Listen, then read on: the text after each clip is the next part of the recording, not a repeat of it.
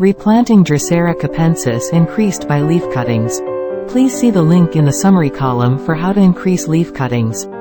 It is best to replant in January-February, when Drosera capensis is in dormancy. I repot using dry moss. Dried water moss should be pre-boiled with hot water. When planting, please remove the moss from the hot water and leave it in the water. How to plant.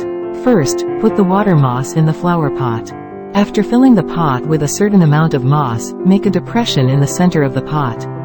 It will look like this. Take out Drosera capensis and remove any dead parts.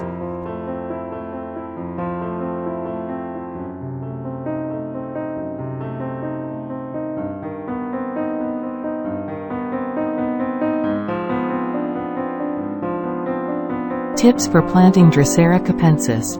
Avoid getting water moss on the sticky part of the Drosera capensis.